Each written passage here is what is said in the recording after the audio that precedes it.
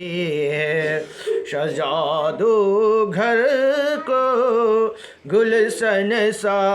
अवध में राम आए मेरे सरकार आए हैं मेरे राम आए लगी कुटिया भी दुल्हन सी लगी कुटिया भी दुल्हन सी मेरे सरकार आए सजा दो घर को गुलशन सा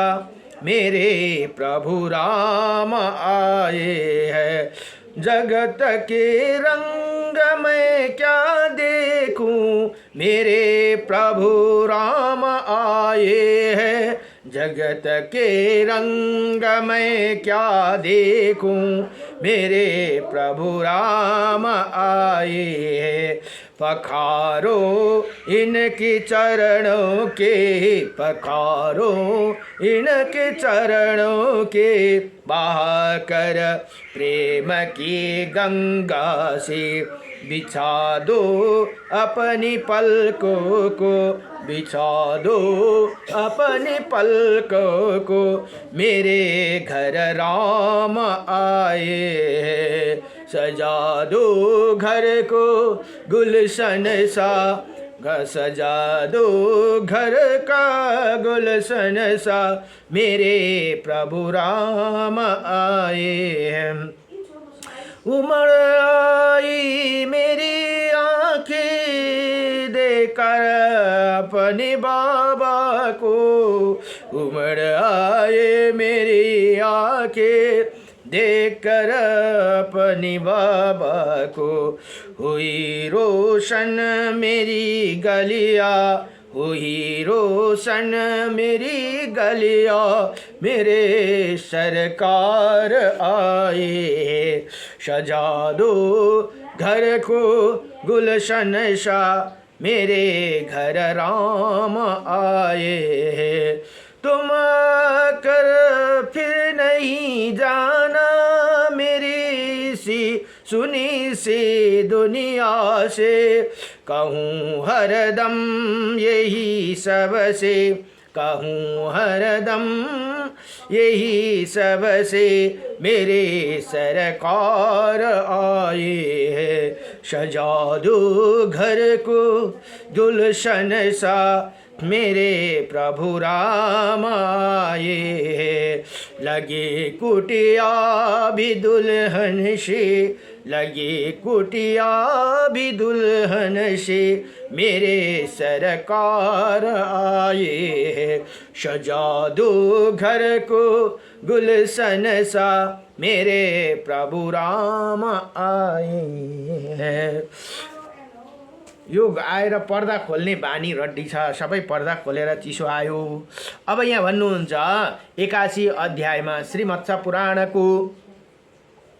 81 अध्यायमा भन्नुहुन्छ विश्वका द्वादशी व्रतका विधिका वर्णन भनेर यहाँ बताउनुहुन्छ हैन यो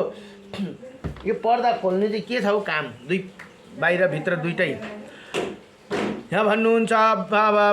मुनियोने मनुने सोध्छन् भगवान मत्स्य भगवानलाई प्रश्न गर्दछन् दुईटै पर्दा लगा ठ्याप्पै ओ यहाँ भन्नुहुन्छ हे भगवान इसी भूतलः पर कौन सा ऐसे उपवास है उपवास ही व्रत है जो मनुष्य को अभिष्ट वस्तुओं का वियोग से उत्पन्न शोक समूह से उद्धार करने में सामर्थ्य धन संपत्ति के वृद्धि करने वाला है और संसार का भय का नाशक है भनेर यहाँ स्वयम्भू मनुले भगवान मत्स्य भगवानसँग प्रश्न गर्नुभयो अब मत्स्य भगवान भन्नुहुन्छ हे राजा ऋषि भनेर सम्बोधन गर्नुहुन्छ मनुलाई तुमने जिस व्रत को विषय में प्रश्न किया है उस समस्त जगत के प्रिय तथा इतना महत्वशाली है जो कि देवताओं के लिए भी दुर्लभ है यद्यपि इंद्र असुर और मानव भी उसे नहीं जानते तथा भी तुम जैसे भक्तिमान के प्रति मैं अवश्य इनका वर्णन करूँगा उसे ही पुण्यप्रद व्रत का नाम विश्व का द्वादशी व्रत है भनेर यहाँ बताउनुहुन्छ विधान व्रत को अश्विनी मासके असोज महीना को दशमी तिथि को अल्प आहार भनेको कम्ती खानु पर्दछ त्यो दिन नै दशमीकै दिन आहार करके नियमपूर्वक इसी व्रत का आरंभ करना चाहिए। पुनः एकादशी के दिन व्रती मानव उत्तर अभिमुख अथवा पूर्व अभिमुख बैठकर दातुन करे, फिर स्नान आदि से निर्वृत्त होकर निहार कर भगवान केशव और लक्ष्मी की विधि पूर्वक भलीभांति पूजा करे और दूसरे दिन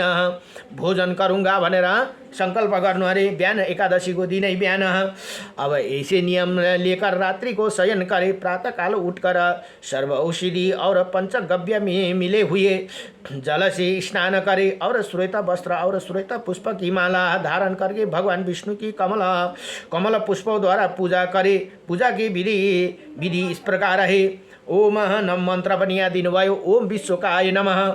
ये दोनों चरण के ओम वरदाय नमः भनेर, दोनों जंगाओं के ओम श्री साय नमः भनेर, सो दोनों जंगाओं के ओम जलशयिने नमः, दोनों औरों का ओम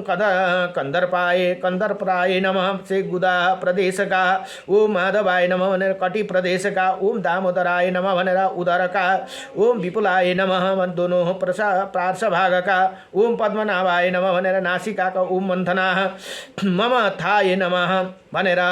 हृदय का ओम श्रीधराय नमः भनेर, विष्णु के वक्ष स्थूल का ओम मधुजिते नमः भनेर, दोनों हाथों का ओम चक्रणे नमः, से बायां भुजा का ओम गदाय नमः, से दाहिने भुजा का ओम वैकुंठाय नमः, ओम कंठाय नमः, यज्ञ मुखाय नमः भनेर,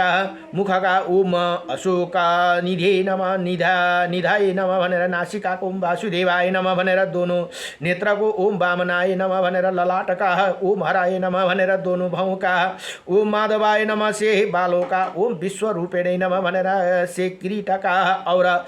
ओम सर्वात्मे नमः भनेर शिर का पूजन करना चाहिए भनेर यहाँ बताउनु भयो। यो एकादशी को तिथि को दिन इसी प्रकार हर्षपूर्वक फल पुष्पमाला और चंदन आदि से भगवान गोविंद का पूजन करके पश्चात मंडल बनाकर वेदी का निर्माण कराए और वेदी 20 उंगली लंबी चौड़ी और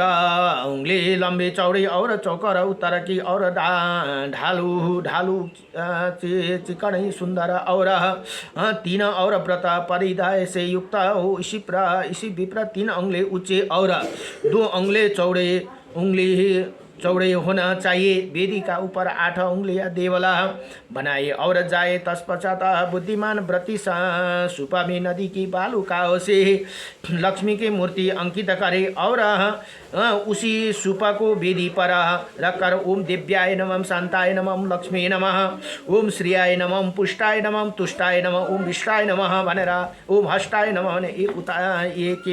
उच्चारण पूर्वक लक्ष्मी की अर्चना करे और प्रार्थना करे। विश्वकाय लक्ष्मी देवी मेरे दुख का नाश करे, विश्व का मेरे लिए हे विश्व का मेरे लिए वरदायिनी हो, विश्व का मुझे धन संपत्ति और विश्व का मुझे संपूर्ण सिद्धियाँ प्रदान करे। तदंतर श्वेत वस्त्र सुपा परिवेष्टि कर नाना प्रकार के फलों वस्त्रों और सुवर्णमय कमल से लक्ष्मी का पूजा करे। चतुर्व्रती सभी रात्रियों का कुशोदक पान करे और सारी रात नाच गाना आदि आयोजन करे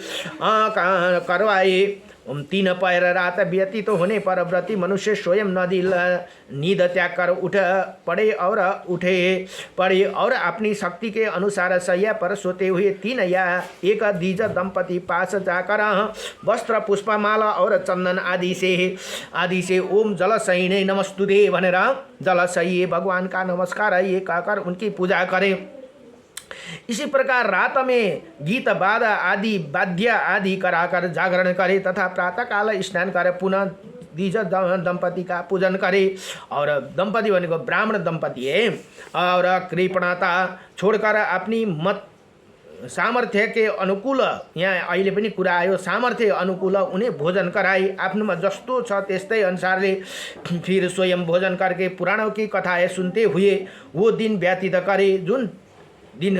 एकादशी को दिन प्रत्येक मास की इसी विधि से सारा कार्य संपन्न करना चाहिए। इस प्रकार ये व्रत की समाप्ति के अवसर पर गदा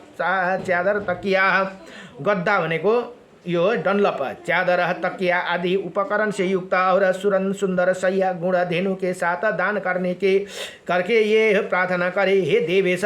जिस प्रकार लक्ष्मी आपका परित्याग करके अन्यत्र नहीं जाती उसी प्रकार मुझे सदा सौंदर्य निरोगता और निशोकता प्राप्त हो। जैसे लक्ष्मी कहीं भी आपसे वियुक्त होकर नहीं प्रकट होती, वैसे ही मुझे भी विश्वकता और भगवान केशव के प्रति उत्तम भक्ति प्राप्त हो भनेर यसरी प्रार्थना गर्नु अरे। देवभाव की अभिलाषी रखने वाला व्रत को इसी मंत्र को उच्चारण करने के साथ गुण धेनु भनेको गुणको सक्खरको गाईको आकार बनाएर धेनु सहित सैया और लक्ष्मी सहित सुप दान कर दे देना चाहिए। इसी व्रत को कमल व्रत में कमल कन करवीर कनेर बाण नील कुसुम या अगस्त्य मिश्र की वृक्ष की पुष्प ताजा बिना कुमलाए हुए कुमकुम केतकी केवड़ा सिंदूर बार मल्लिका गंध पटला कदम्ब कुब्जा और जाति ये पुष्प सदा प्रस्त माने गए भनेर यहाँ बताउनुहुन्छ। यति भनेर इसी प्रकार श्रीमद् महापुराण को विश्व का द्वादशी व्रत नामका 21 अध्याय संपूर्ण भयो। 81 अध्याय संपूर्ण भयो। नमो भगवते वासुदेवाय कृष्णाय वासुदेवाय हरये परमात्मने प्रणत क्लेशनाशाय गोविंदाय नमो नमः। श्री कृष्ण गोविंद हरे मुरारे हे नाथ नारायण वासुदेवम। अब यहाँ अघि गुणधेनु भने नि, अब गुणधेनुकै व्रत के अरे 82 अध्यायमा है 82 अध्यायमा अब गुणकै गाई बनाएर दान की विधिका वर्णन भनेर यहाँ बताउनुहुन्छ। अब मनु फेरि स्वयंभू मनु सोध्नुहुन्छ, हे जगतपति आप मुझे अभी विश्व का द्वादशी के प्रसंग में निर्देश गुणधेनु का विधान बतलाए, साथ ही उसे गुणधेनु का कैसे रूप होते हैं और उसे किसी मंत्र का पाठ करके दान करना चाहिए ये भी बतलाने की कृपा करे भनेर यहाँ बताउनुहुन्छ। अब मत्स्य भगवान भन्नुहुन्छ, हे राजा ऋषि इस लोक में गुणधेनु का विधान जो रूप और उसका दान करके जो फल प्राप्त होते उसके वर्णन कर रहा हूँ। उसे वो समस्त पापों का विनाश का गोबर से लिपी हुई भूमि पर एक और से कुश बिछाकर उस पर 4 हाथ लंबा काला मृग चर्म स्थापित कर दे, जिसकी अग्रभाग में पूर्व दिशा और उसी प्रकार उसे छोटे मृग चर्म में बछड़ा की कल्पना करके उसके निकट रख दे। फिर उसी पूर्व अभिमुख करके उत्तर पैर वाली सवत्साह गौ की कल्पना करना चाहिए। 4 भार गुण से बनी हुई गुण धेनु सदा उत्तम मानी गई है। उसका बछड़ा 1 भार गुण का बनना चाहिए। 2 भार गुण की बनी हुई धेनु मध्यम कही गई, उसी बछड़ा आधा भार गुण का होना चाहिए तथा 1 भार गुण की बनी धेनु कनिष्ठ होती है। 4 भार को चाहिँ उत्तम। अरे यो भार भनेको हेर्नुपर्छ है, मलाई भारको शब्द अब आएन, कति केजी भनेको। हे उसका बछड़ा 4 भार गुण का बनता है। तात्पर्य ये है कि अपने गृह की संपत्ति के अनुसार इसी गौ को क्या निर्माण करना चाहिए। इसी प्रकार गौ और बछड़ा की कल्पना करके उसे श्वेत एवं महीना वस्त्र से आच्छादित करके फिर घी से उनके मुख की समीप कानों की गन्ने का पैर चाहिँ उनको गाई को खुट्टा चाहिँ उखुको बनाउनु पर्छ भने पैरों की श्वेत मोती, नेत्र की श्वेत सूता की नाड़िया की श्वेत कमल से गल कमलों को लाल रंग के चिन्ह से, पीठा की श्वेत रंग के मृग पुच्छर से बनाए, रौ की मूंगा के दोनों भुआओं के मखानों के दोनों स्तन के, रेशमा के धागे के पुच्छर कांसों के दोहनी की, इंद्रनील मणि आंखों की तारिकाओं की, सुवर्ण सिंह की आभूषण चांदी के खुरो और नागा, इसी प्रकार फलों को नशा पुटौ की रचना कर धूप दीप आदि द्वारा उनका अर्चना करके पश्चात जो प्रार्थना करे, जो समस्त प्राणियों के तथा देवताओं में निवास करने वाला लक्ष्मी है, वही धेनु रूपा में वही देवी मुझे प्रसन्न प्रदान करे, जो सदा शंकर जी के वाम अंग में विराजमान रहते हैं तथा उनकी प्रिय पत्नी और रुद्राणी देवी धेनु का रूपा में मेरे पाप का विनाश करे भनेर जो लक्ष्मी विष्णु के वक्ष स्थूल पर विराजमान है, जो स्वाहा रूपी अग्नि को पत्नी और चंद्र सूर्य और इंद्र के शक्ति रूपा है, वही धेनु का रूपा से मेरे लिए संपत्ति दायिनी हो, जो ब्रह्मा की लक्ष्मी ही और जो कुबेर की लक्ष्मी है वही जो लोकपालों की लक्ष्मी ही ये जो धेनु रूपा में मेरे लिए वरदायिनी हो इसे जो लक्ष्मी प्रदान पितरों के लिए स्वदा रूपा हो जो यज्ञ भोजी अग्नि को लिए स्वाहा रूपा हो समस्त पापों को हरने वाली वही धेनु रूपा हे अतः मुझे हे शांति प्रदान करे। इसी प्रकार उसी गुण धेनु का मंत्रित करे उसी ब्राह्मण को निवेदित कर दे। यही विधान घृत तिल आदि संपूर्ण धेनु के दान के लिए कहा जाता है। अरू घिउको धेनु पनि हुन्छ, तिलको धेनु पनि हुन्छ, गुणको धेनु एउटै अरे विधि चाहिँ भनेर यहाँ बताउनु भयो। आदि संपूर्ण धेनु का दान किया जाता है। हे नरेश्वर भनेर यहाँ भगवान मत्स्य भगवान स्वयम्भू मनुलाई भन्नुहुन्छ। अब जो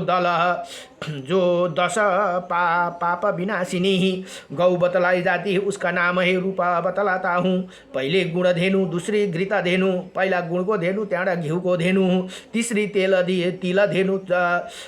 चौथा जल धेनु, पाँचवा सुप्रसिद्ध क्षीर भनेको दुध धेनु, छठी मधु महको पनि धेनु, महको पनि गाई, सातौँ सकरा धेनु, सकरा भनेको चिनी और गुण भनेको गुणै त्यो जुन डल्लो हुन्छ, सकरा भनेको चिनीलाई सकरा पनि भनिन्छ। आठौँ धेनु, आठौँ नम्बरको धेनु दधी धेनु भनेको दधी भनेको दहीको धेनु, नवी रस धेनु भनेको कुनै रसको उखुहरूको रसको 10वीं स्वरूप और 10वीं स्वरूप प्रत्यक्ष धेनु 10 नम्बरमा चाहिँ स्वयं धेनु भनेको गाई और द्रव्य बहाने वाला पदार्थों को बहाने वाला गौ का स्वरूप घट और अदर्व पदार्थों से बने वाला गौ का उन पदार्थों की राशि है। इसी लोक में कुछ मानव सुवर्ण धेनु का तथा अन्य महर्षिगण नवनीत मखान। अब नवनीत भनेको मखान भनेको जो भर्खर पारेको नौनी घिउ है, नौनी घिउ को बनी धेनु और रत्नों से भय गौ की ही रचना की इच्छा करते हैं, परंतु सभी के लिए यही विधान है कि और वो सामग्रियों को भी सदा पर्व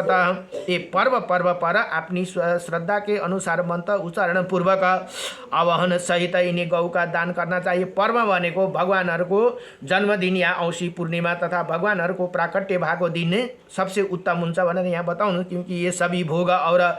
मोक्ष रूप फल प्रदान करने वाली है। इसी प्रकार गुण धेनु के वर्णन प्रसंग में मैंने सभी धेनु का वर्णन कर दिया। ये सभी संपूर्ण यज्ञ का फल प्रदान करने वाली है। ये कल्याणकारिणी और पाप हरिणी है, क्योंकि इसी लोक में विश्व का द्वादशी व्रत सभी व्रतों में सर्वश्रेष्ठ माना गया है, इसीलिए उसका अंग होने के कारण गुण धेनु भी प्रस्त मानी गई भनेर यहाँ बताउनुहुन्छ।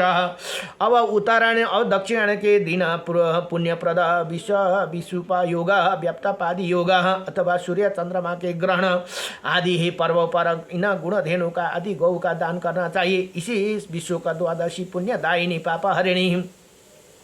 पाप हारिणी और मंगलकारिणी ये सब का व्रत करके मनुष्य विष्णु के परम पद को प्राप्त हो जाते तथा इसी लोक में सौभाग्य निरोगता और दीर्घायु उपयोग करके मरने पर श्रीहरि का स्मरण करता हुआ विष्णु लोक में चला जाते ही धर्म नरेश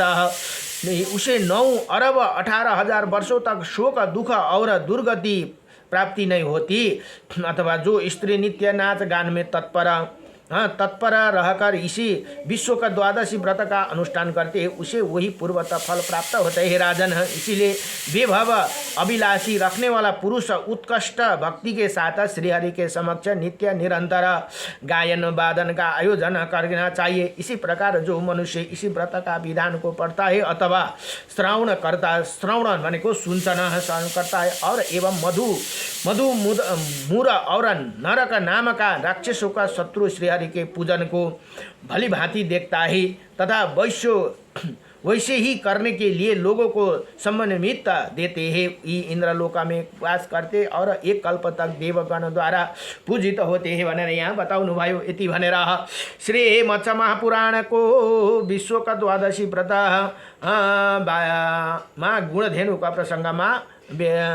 82 अध्यायमा सम्पूर्ण भयो। नमो भगवते वासुदेवाय कृष्णाय वासुदेवाय हरे परमात्मने नमो नमः प्रणतक्लेशनाशाय गोविन्दाय नमो नमः। ओम नमो भगवते वासुदेवाय। अब भोलिको प्रसङ्गमा भोलि अब 83 अध्यायमा अब पर्वत दान के 10 भेद धन्य शैल के दान की विधि, धन्य शैलका के दान की विधि भनेर भोलिको प्रसङ्ग पनि बडो दिव्य प्रसङ्ग छ। यो दानको महिमाको। नमो भगवते वासुदेवाय श्री कृष्ण गोविन्द हरे मुरारे नाथ नारायण वासुदेवम श्री श्याम नारायण मुकुन्द लक्ष्मीपति केशव वासुदेवम। नमो भगवते वासुदेवाय।